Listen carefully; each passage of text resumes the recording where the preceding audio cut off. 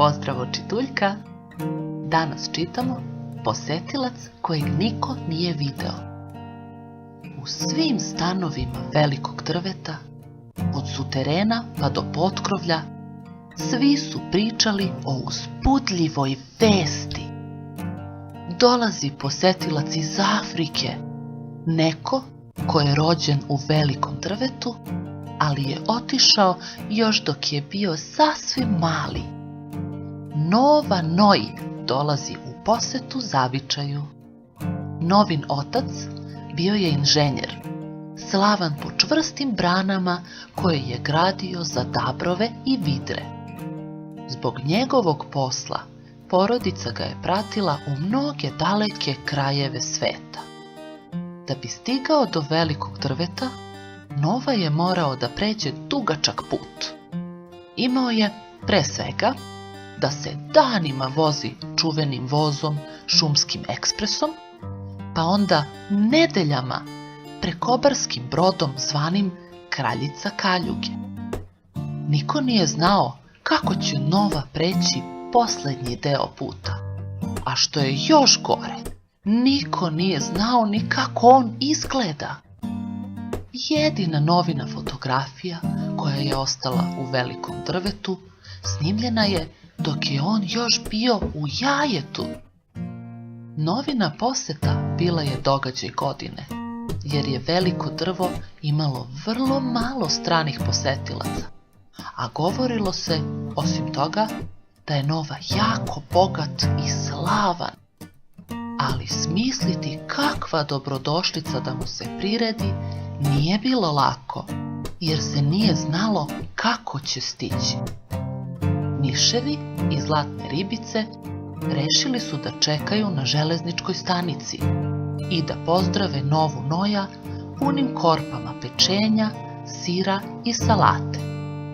Gliste su sa braćom Zec i Gocom Guštericom pošle na malo pristanište na jezercu. Liza Lija, Mravi i Medvedi Medići odlučili su da čekaju Novu na aerodromu sa buketima paprati uvezanim plavim vrpcama. Vecko Veverica i Krtica mislili su da će doći autobusom, pa su poneli nešto soka od jagoda i čekali na autoputu. Ana Vrana nije čekala nigde. Odletela je kući, sva uvređena što niko ne obraća pažnju na nju. Jedino je Sofronije Sova ostao na velikom drvetu. Pošto je noću bio budan, danju je spavao. Sunce je bilo odskočilo visoko, kad je jedan divan balon počeo lagano da se spušta iz nebeskog plavetnila prema tihom napuštenom drvetu. Balon je bio ukrašen svim duginim bojama i blistao je na suncu. Klizao je naniže, jedva dotičući krošnje drveta, i sleteo na livadu. Sa svojim elegantnim cilinderom Nova Noj iziđe iz korpe što je visila pod balonom i osvrnu se. Ni žive duše na vidiku. Nova je, treba znati, bio jedan vredan Noj, koji je daleko doterao kao čudesni mister majstor balonista. Čekao je, čekao i čekao. Posle otprilike 1 sata, kako još uvek nikoga nije bilo na vidiku, on odluči da otputuje dalje i prihvati se kakvog važnog posla na nekom drugom mestu.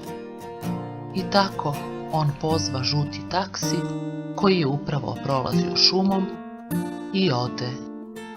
Kad se stanovnici velikog drveta najzad vratiše kući, jedini trag njihovog stranog posetioca bio je balon sa slovima MM napisanim na njemu.